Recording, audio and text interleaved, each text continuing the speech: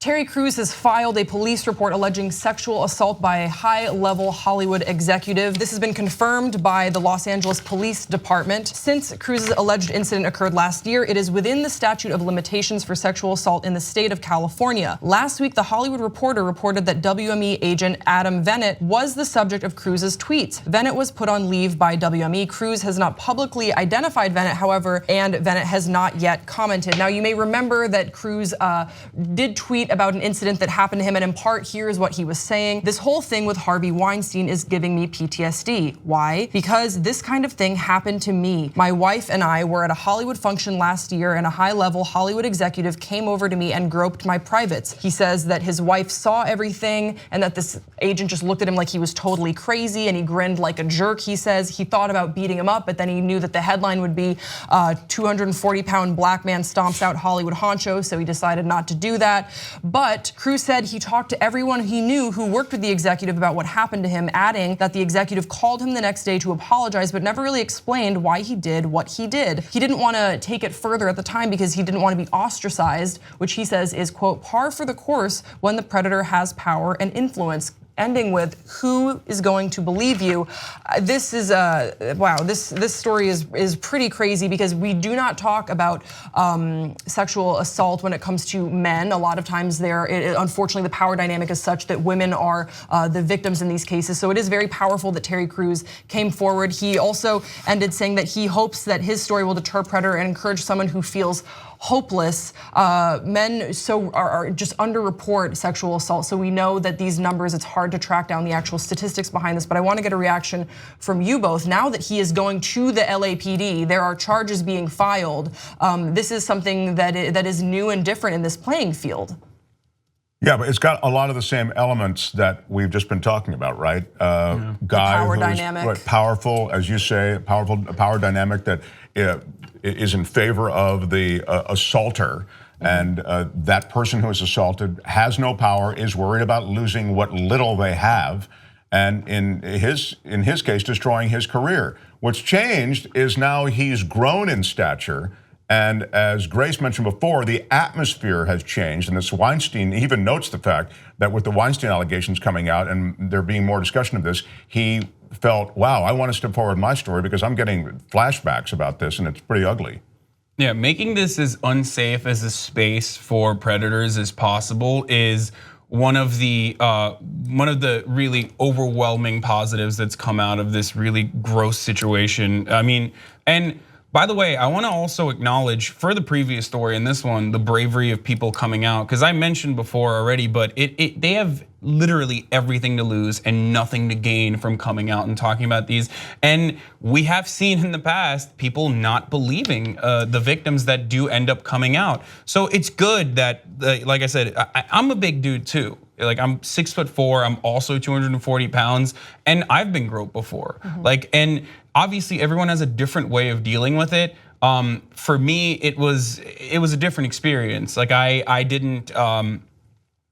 was confused by it, obviously, and I think you might even remember, I discussed this event with you too. Another friend of ours from the same dude, the same night, Will, also was somewhat assaulted in a similar fashion. And what did you do? Just ignore it? Well, I told the person multiple times, like, back off, no, like I don't want to be involved in this, and then he continued to do it, so I just left, not realizing that he would continue to do it. But what I learned from that story is that in that instance, if you don't deal with it or if you don't inform people, then he can go and commit the same things on other people as well, the unsuspecting victims in that same instance. So it does happen to men as well, and I guess there's such a stigma around men talking about it. So I think that it is really bold and brave of Terry Crews to come forward and sort of say, all right, I will be the first person to say that this happens to men as well. We need to acknowledge that there is a problem in this industry. It does disproportionately affect women, but men are not excluded from these numbers. Yeah. And I absolutely celebrate him for doing so. Again, we can't stress this enough. You have everything to lose and nothing to gain by coming forward. It's incredibly difficult for these people to do so.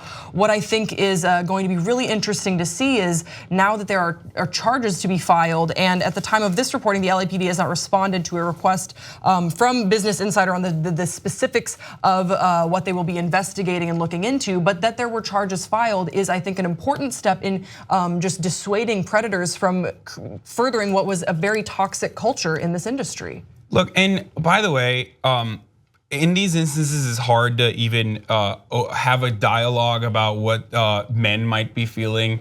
Because I've experienced this. Like I've listened to many different comedians and other performers try to unpack like a different perspective in this instance, like the perspective of a male who feels that maybe they were in a situation where they might have been the perpetrators. And the thing is, like, there needs to be more communication about what to do and what not to do. This is actually a piece I'm working on currently, and I'm talking to a bunch of female journalists right now, like trying to figure out what the boundaries are and explaining them and communicating them as best as possible. Because I think that's one of the issues is that because we come from such puritanical roots, especially in regards to the way we understand sexuality and sex, and it's such a taboo subject to discuss openly and also even in private, we don't have great sexual education. And I don't just mean that in a reproductive health sense, I mean that in like sexual etiquette, boundaries. Consent. And consent, yeah. We need to have a serious, open and honest dialogue about what it means to consent and establish maybe new boundaries, like serious boundaries with potential legal implications around consent. Because, and I'm not excusing violent predators, but sex is a confusing thing, especially amongst the opposite genders. Like like male and female relationships is all I can speak to, but it's complicated, it's confusing, and there's a lot of like mystery involved in it. And because of that, because of the mysterious nature of it, it's difficult to assess what you're doing and how it might be perceived from the other side. One thing that you do to someone might be totally acceptable to another person and work in your favor. So the reason why I'm mentioning this side is to just to say, look, if you're fearful that you might have been in a situation where you feel as though you've done something wrong, understand what you're doing. Try to understand for future instances how your actions might be received. You know, in the male-male situation, I can see the water being muddied, like sort of like, hey man, just shake it off. That guy's crazy, he's weird. But in the male-female situation, which is the majority of these situations, I don't see the water as muddy at all. In fact, if somebody grabs and gropes you, that's clearly out of bounds. Somebody whips out their penis and well, you can stop right there. If they whip out their penis, that's clearly right there. 100%. That wasn't even what I was referring to. Oh, those are very obvious instances, right? But what I'm referring to is like what people don't understand, and this is all what I got from talking to a bunch of other female journalists about this, is like what people perceive as sexual harassment is very personal to them and differs from case to case. And in a lot of the feedback that I got, like, for example, very, very easy one that almost all men and women commit, because I used to give advice to all my friends on, how to text girls and guys as well.